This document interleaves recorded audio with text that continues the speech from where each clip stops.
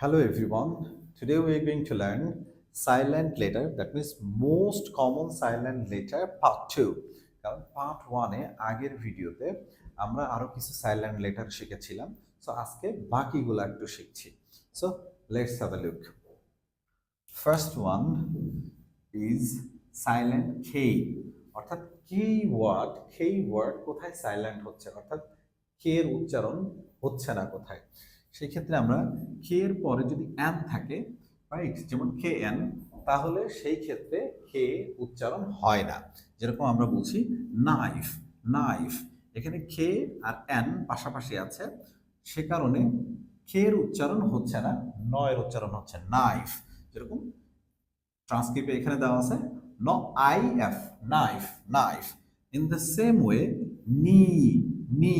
So এই ক্ষেত্রেও কে এর উচ্চারণ হচ্ছে না। ওয়াই? বিকজ খেই এই ওয়ার্ডটার পাশে এন আছে। সো নি, নি, নি। নেক্সট ওয়ান সাইলেন্ট এল, এল। তার মানে এল এর উচ্চারণ কোথায় সাইলেন্ট হচ্ছে? সেই ক্ষেত্রে কে অথবা এ এবং ও এর পূর্বে যদি এল থাকে, তাহলে সেই ক্ষেত্রে এল এর উচ্চারণ হয় না। তাহলে একটু দেখে আসবো, যেরকম আমরা এখানে বলছি ঠোক, ঠোক, মাঝখান থেকে আমাদের এল সাইলেন্ট হয়ে যাচ্ছে। ওয়াই? বিকজ এল এর আগে এ আছে, এল এর আগে এ আছে। সো আমরা সাউন্ড করছি ঠোক, ঠোক, ঠোক, নট ঠক, ঠক, এল সাউন্ড হচ্ছে না, ঠোক।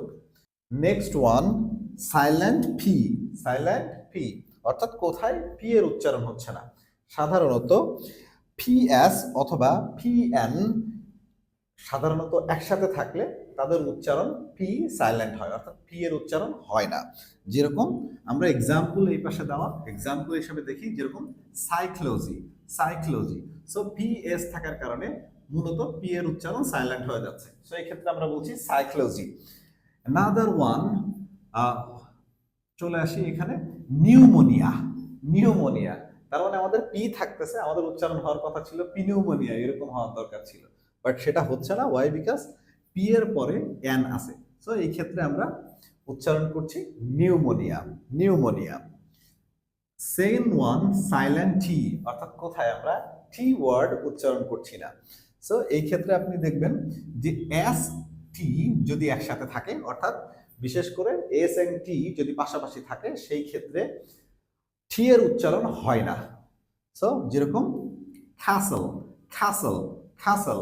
সো ইন্টারেস্টিংলি এখানে টি এবং এস পাশাপাশি আছে, এই জন্য টি এর উচ্চারণ সাইলেন্ট হচ্ছে, টি এর উচ্চারণ সাইলেন্ট হচ্ছে, ক্যাসল।